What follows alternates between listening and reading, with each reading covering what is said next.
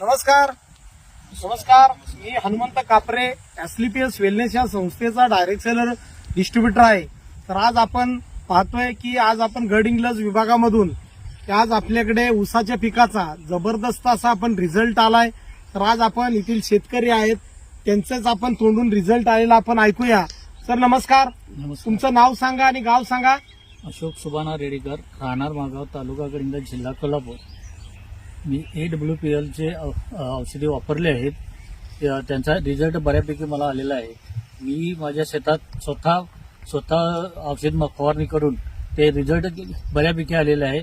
इथून माझ्या बाजूला सुद्धा एखादा प्लॉट आहे, त्याची आणि माझी तुलना केली तर बऱ्यापैकी माझा रिझल्ट मला चांगला मिळालेला आहे. म्हणजे तुमच्या बाजूचा जो प्लॉट आहे तो याच्या अगोदरची लागण आहे. हा, ह्याच्या अगोदरची लागण असून सुद्धा मला हा प्लॉटची याची जास्त त्याची कशा पद्धतीने रिझल्ट वाटतो तुम्हाला? त्याची काय रिझल्ट जाणवतोय? हा, त्याच्या आम्ही आता उंची परत त्याचे फुटवे भरपूर निघालेले आहेत. त्याच्या आंतरपीक आम्ही मसुरी घेतलेली आहे. मसुरीचं पण पीक चांगले आलेलं आहे.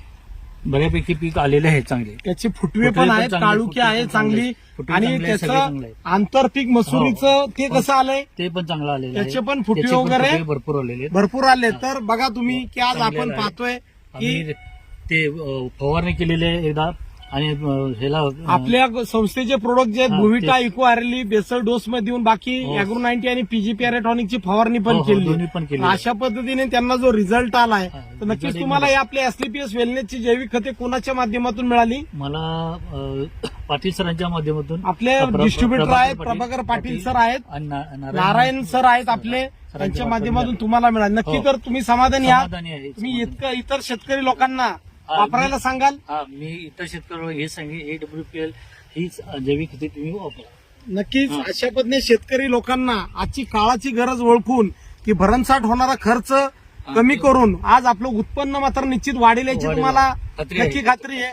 अशाच हे रासायनिक खत वापरलेलं नाही, कुठलेही रासायनिक खत न वापरलेलं आलेलं रिझल्ट आहे. तर नक्कीच शेतकरी बांधवांना सांगेल तुम्ही आमची एसलीपीएस वेलनेस या संस्थेची जैविक खते वापरा, आणि जर माती टिकेल तरच मोती पिकेल. धन्यवाद.